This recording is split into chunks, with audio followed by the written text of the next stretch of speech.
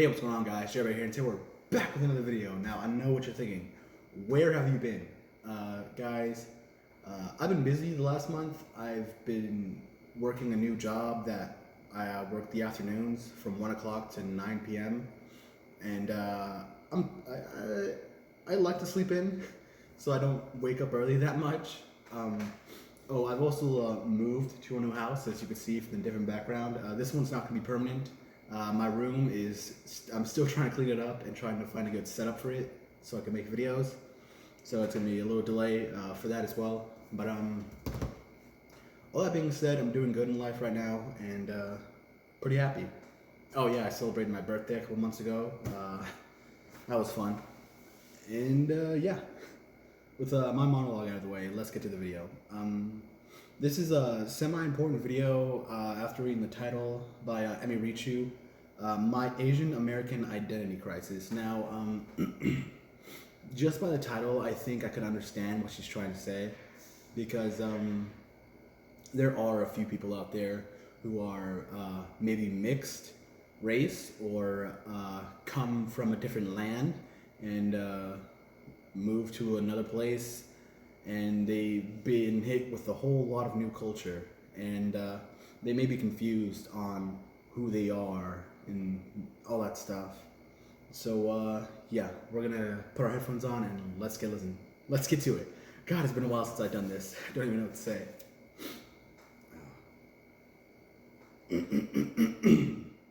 In 3, 2, 1, let's react. Today's topic is a bit more personal to me, and for a short while I thought maybe it wouldn't be entertaining enough to talk about, but I also know that there's probably a lot of people who can relate to my experiences growing up. So here we go. Let's talk about my Asian American identity crisis. So quick summary on how I got here. My parents were immigrants who moved from South Korea to America in the 1980s to start a new life where they had my 2 older brothers and me. So, while my ethnicity is Korean, my nationality has always been American. Growing up, I always felt really distant from my Korean background. I'm not sure when it started, but for as long as I can remember, I've always felt kind of disconnected from it. It didn't really help that we lived in a super white area, so there weren't many other Koreans to talk to. I remember my dad would always be like, "Why don't you have more Korean friends?" "I don't know, Dad. You kinda didn't give me a whole lot to work with here." I'd like to mention that despite growing up in an area with very little diversity, I was never bullied specifically for being Asian. Aside from the occasional annoying microaggressions and Asian jokes, from what I can recall, nobody had ever gone out of their way to make me feel isolated from my race. Just making it clear that this video has very little to do with bullying and more to do with my own internal struggle. So where should I start? When I was in 4th grade, my music class was planning an end-of-the-year party, and our music teacher told us to bring in CDs so she could play our favorite songs. Now, I didn't own any CDs, and my older brothers were definitely not going to let me borrow any of theirs, so my mom gave me a CD with Korean music to bring to class. I remember adamantly refusing to take it because I knew it wouldn't fit with anyone else's music, and nobody would be able to understand it. She insisted I bring it, and that you'll be introducing your classmates to something new. I didn't want to show up empty-handed, so I reluctantly took it with me to class the next day and handed it off to my teacher, secretly hoping that we'd run out of time before she could play it. Now, I'm well aware that in this current age, blasting Korean music in your class party would probably make things mega hype. I would say mega cringe, this was like 2005. That sort of thing wasn't going to catch me. on for like another 6 years. Not my thing. During the party, we heard hits from Usher, Shakira, the Black Eyed Peas, Mariah Carey, Linkin Park, music that literally everyone was familiar with. And then my mom's CD was played. And just as I'd feared, all my classmates reacted with, "What the heck is that? I can't understand what they're saying. This sounds weird." And confused laughter. That was my same reaction when I first listened to K-pop. So I spent the rest of the class bawling underneath one of the chairs. Now listen, before you go canceling my entire 4th grade class, I know for a fact my classmates weren't trying to hurt my feelings. They were kids, and when you introduce kids to something unfamiliar or strange, they're gonna laugh. Yeah, pretty much. My music teacher sternly lectured the rest of the class about the importance of embracing different cultures, but I stayed underneath that chair until the bell rang. I wasn't crying because I thought my classmates were being mean. I was crying because I was embarrassed. I knew this would be their reaction, and I told my mom this exact thing was going to happen. That small event might have been the start of it. I'm not really sure. Alright, Asian viewers, how many times have you heard something like, "Whoa, your English is really good. I don't hear an accent." I still get comments like that from time to time, and here's my secret. Ever since I was a child, my English has always been significantly better than my Korean. Same. I My spoke English is only English significantly at better school than my and at Spanish. home, and since I didn't really have other Korean friends, there was rarely ever a time where I'd have to use Korean. This resulted in years of me being comfortable with responding to my parents in English, even if they were using Korean. Same. I think they My assumed parents that if speak they kept speaking Spanish, Korean, and I I'd talk to them in eventually English, pick it up and I and understand master what the they're grammar saying. and vocab and be And fluent. yeah, But that never really sometimes I happened. speak to them in Spanish, As but each year that's a rare passed, my occasion. parents would become increasingly more worried about my refusal to learn. One summer, when I was around 11 or 12, I was picking blueberries with my dad at a blueberry farm. We would call out to each other back and forth. He'd call out in Korean and I'd respond in English. At one point, another nearby blueberry picker commented on this exchange. "I couldn't help but overhear, but I noticed you two talking in two different languages. What's that all about?" "Oh, this is my daughter. She understands Korean but can't speak it very well, so she uses English." "Oh, that's a shame." "Well, it's not too late for her to learn, right?" "What? A shame? How many languages do you know, lady?" It bothered me a little that she called it a shame. That wasn't the first time I'd heard that, and it most certainly wasn't going to be the last. Whether it was people from church, my grandparents, other Korean relatives, or my own parents, my inability to properly speak Korean was oftentimes referred to as a shame. I knew my parents felt embarrassed every time they had to explain to someone that I only used English, and truthfully, I was really embarrassed too. But I was hesitant to speak Korean because I was worried that I'd make a fool out of myself from screwing up. But because I didn't try, I never Same. got better, which turned into this vicious cycle of little improvement. With every new birthday, the window of time for how bad I could be at Korean felt like it was getting shorter and shorter, and the weight of shame and dishonor felt heavier and heavier. Ever since I was a kid, I put a lot of energy into spelling and reading comprehension. The lowest grade I ever got on a spelling test was an 88% in Oh, fourth please, grade. that's and the I highest cried grade that I've ever day. gotten. What you I talking prided about? myself on being a proficient essay writer and an avid reader. I needed to be excellent at all things English-based because I didn't know how to be good at the other language I was supposed to know. Don't get me wrong, I genuinely loved to read and write, but I think subconsciously I wanted to separate myself from my Korean roots as much as possible. And I also think, subconsciously, that the fear of shame eventually turned into resentment.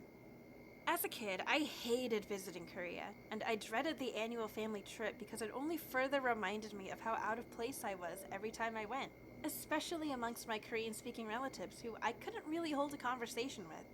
I hated talking to my grandparents on the phone because they knew that all I knew how to say was 할머니, 할아버지, 안녕하세요, and 네, and every time they'd go, 아이고 우리 은혜 한국말 잘하네. and I knew they were just saying that out of pity. Come on, Graham and Gramps, you don't have to lie to me like that. Man, it was embarrassing. The resentment went past just not wanting to use the language.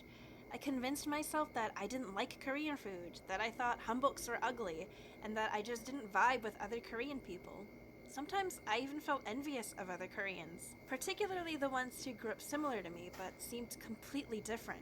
My dad's a pastor, with a lot of Korean pastor friends, meaning I often met other pastors' kids who were all super in touch with their Korean background, super Oof. involved in their church life, and were usually musically gifted in some way. I happened to be none of these things, and it sort of felt like that meant there was nothing for my parents to be proud of in comparison. Like, My kid is in the honors program at school and is set to go on their 4th mission trip this summer. Is that Sea Dog? What's your kid been up to? she likes to draw. Been doing lots of that. Oh, like fashion design? Yeah, that's definitely Sea Animation for a Dog. potential career in Disney? No anime. Oh, ew. Yeah, I know. A lot of people told me that watching K-dramas is a good way to... I'm gonna stop it right there. I can kind of understand what she's talking about. With me, I know Spanish. I could speak it to the point where, like, if you dropped me off in the middle of Mexico and told me to get home, I'd be fine. But here's the thing: since I was born in America, I think I find myself lucky to be born with other people in my same position, because there were some kids who are from Mexico and were born in America because their parents moved here, and And I think I found myself quite lucky because in my school it was majority Mexican. So I think I found myself comfortable. And none of us spoke, well, some of us spoke Spanish in class. The others just spoke English because, well, we're in school where they mainly spoke in English, the teachers. So, yeah. And I was also, I think, gifted or lucky enough to grow up in a neighborhood which was all Mexican. So that might have helped as well. But I barely talk to my neighbors, so. And with my family, my grandparents can't speak English. My parents, my mom, she speaks good. She speaks deep. She understands English. Speaking it, I rarely hear her speak English unless we're talking to one of my teachers. That's when you could hear her broken English come in. But my dad, he is the boss. He could speak perfect English, perfect Spanish, and yeah, he's pretty cool. For me, like I said, I'm decent with Spanish. I could survive, you know. But with my little sister, quite the opposite. She speaks little to no Spanish. Like I remember one time we were visiting Mexico with seeing my cousins from my dad's side, and she was quiet the whole time. Spoke no Spanish while there. Me, I was ordering food, saying hi, and just having fun. My older sister can speak better Spanish than me, and same with my older cousins.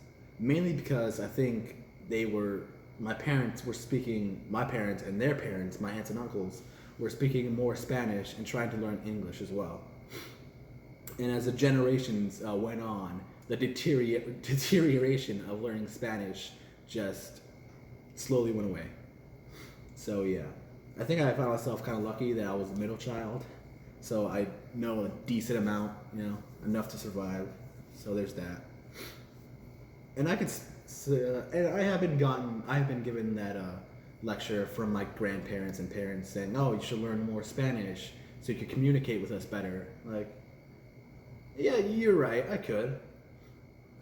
And yeah, I mean, I could put on some shows where switch it to Spanish, and I could just learn from that and have my brain slowly connect the words and the speech patterns, so I could speak perfect Spanish. You know, I could do that. I am doing that, so I'm learning.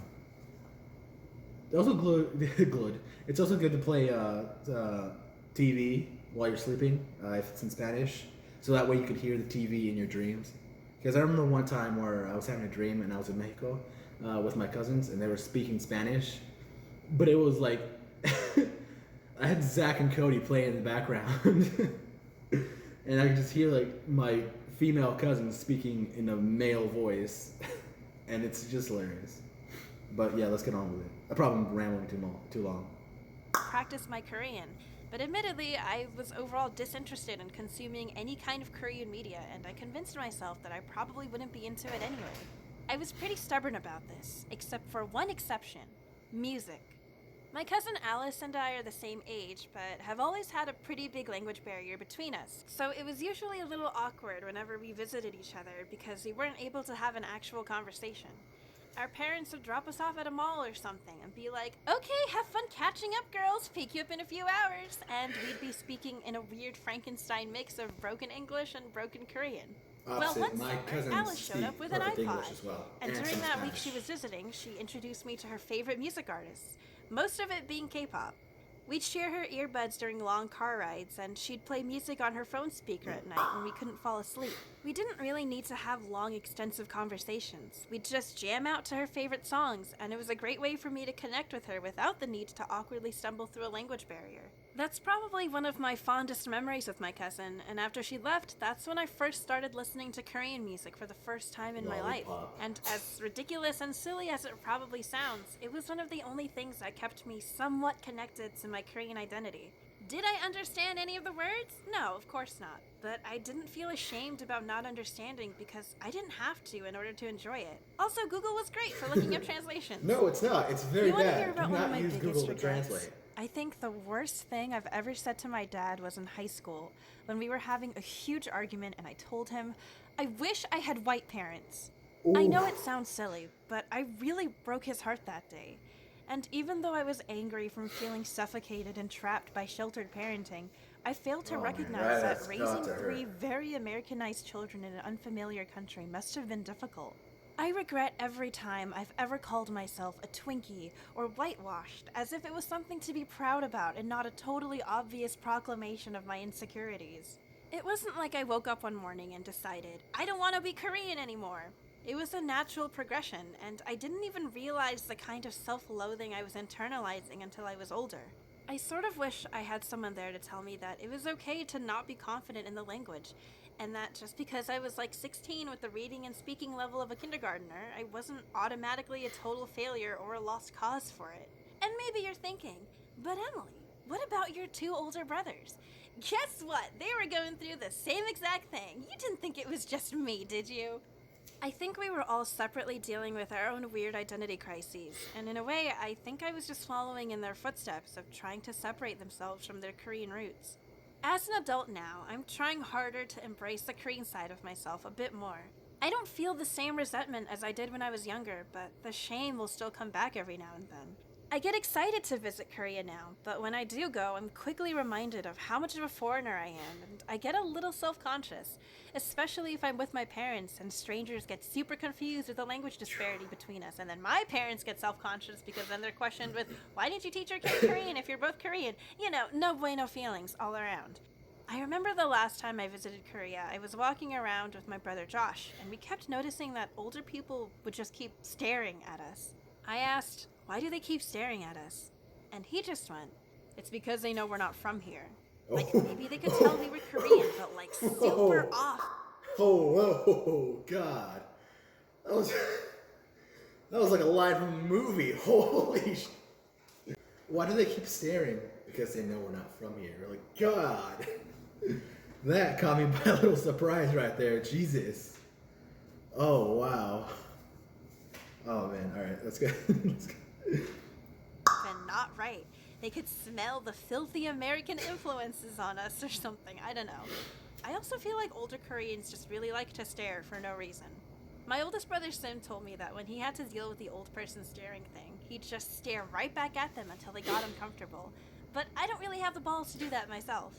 Ever since my parents moved to Korea a few years ago, the need to use any Korean has been completely removed from my daily life, and it kind of feels like the language barrier gets a little bigger every time we talk and limits how much we can talk about when we catch up. The easy answer would be to just get better at Korean, and Yeah. I agree, I should. But I found that it's a lot easier to learn and retain a language when it's something you're interested in learning, rather than something that'll make you feel like a failure if you don't progress as quickly as you should. I should be learning it because being bilingual is super useful and cool, not because I feel like I owe it to my ancestors, who I fear are all looking down on me in disapproval. And truthfully, I still don't know how to shake that feeling. And that's partly why it took a bit of a while to finally put my thoughts on paper, because I haven't figured out the big secret answer to my identity crisis, and I knew if I waited around for some kind of grand old epiphany to happen, I would have made zero progress. I know there's probably a whole bunch of people watching who have experienced or are experiencing something similar, and if you are, you aren't alone. You aren't a failure or a race traitor for not knowing your parents' native language or struggling to connect with the culture. Of course, I don't mean to say, give up, because it's hard. I think celebrating the different cultures that make up the facets of who you are is important, but I also recognize that it's easy to get discouraged when you grow up in an environment that makes you doubt yourself. If I could go back and talk to a younger version of myself, I'd tell her to not let the resentment and fear of shame hold her back from at least trying. But you know, like most things, it's a lot easier said than done. I have my own 2 cents I would like to add. Uh, for me, I never really worried about that. Uh, I don't know if because I was too dense or whatever, or I just didn't care. But my parents and grandparents would always talk to me, say when it comes to food, my parents and grandparents always talk to me saying, "Oh, you should eat more real food instead of fast food." And they're right, I should, but it just tastes so good. I've always heard the conversation, oh wow, your kid only why is he only eating cheeseburgers and pizza? He should be eating rice, beans, fideo, um, tortas, enchiladas, like Mexican food. And I have one thing to say to that. It tastes good, all right? Pizzas and burgers taste good, and I like them. So, sorry, Grandma, Grandpa, Mom and Dad, aunts and uncles. I mean, it's come to like this thing where every time I go to a party at my cousin's place, they serve Mexican food, and I'm there wanting to eat a cheeseburger. And I'm not alone. Most of my cousins want to eat cheeseburgers or get pizza too. Sometimes sometimes we do eat the food they serve us, but that's because we were too lazy to drive to Whataburger. So I think I'm luckier than Emmy when it comes to the identity crisis thing, because I grew up with a whole lot of family and friends who knew what I was going through or were going through the exact same thing I was, where she was all alone. I never really worried about if I was Mexican enough or anything about that. It just never really bothered me because, like, deep down, I know that I am Mexican, I am American, I'm Texan, I'm me, alright? Those labels, they are all me. There's no reason for me to become one of those things. I'm proud to be Mexican, I'm proud to be American, I'm proud to be a Texan. And yeah, if you're going through something like this and you have the unlucky luck to be in the minority part where there's whether you're Hawaiian, Black, Asian, Pacific Islander, or others, where you grew up in a place that didn't have a lot of your race, you might be dealing with something a bit tougher. But me, I find myself lucky. I know who I am. I like what I am. And yeah, nothing will ever change that. Whew, wow. All right. I think that's enough for today's video. If you guys want to, I don't even know what to say anymore. Oh my god, it's been so long.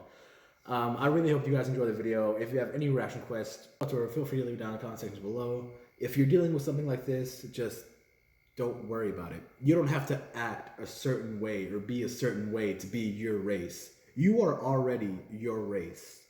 So just be you, alright? Okay. Well, oh yeah, and if you want to see the original video, there'll be a link to the description down below as always. Love you, Emmy. You're the best. And later.